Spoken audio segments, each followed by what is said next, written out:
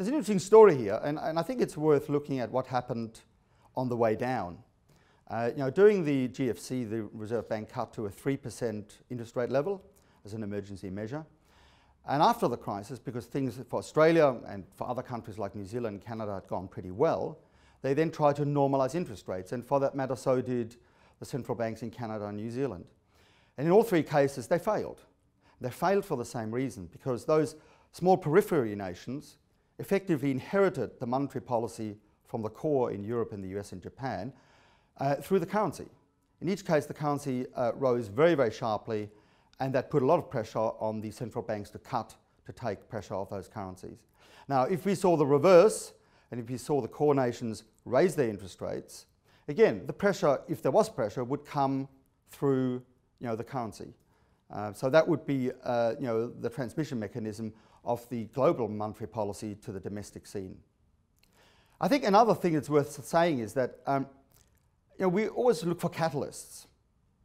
But one of the risks in Australia clearly is, as I mentioned, the residential property market. And when you think about markets, you don't in some ways need a catalyst. I mean, economists and policymakers often tend to think of the economy in mechanical terms. You push levers and interest rate levers and fiscal levers and the like. But markets, as we know, have their own internal dynamics. Markets have momentum, for example. Sometimes markets go up really simply because people expect them to go up. People buy, and that pushes the market up, and the market goes up because people buy.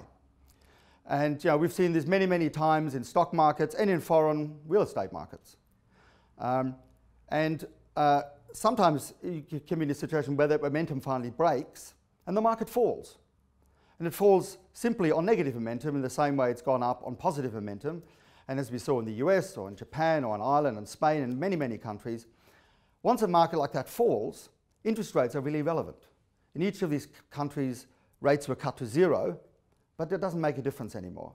So I think when we look for catalysts, we have to be aware that a sufficiently expensive market can sometimes fall just because momentum switches.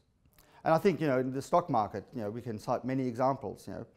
To this day, I don't think anybody really knows why did the stock market crash in October '87. Why not 6 months earlier? Why not 1 year later? Why did the NASDAQ turn in early 2000?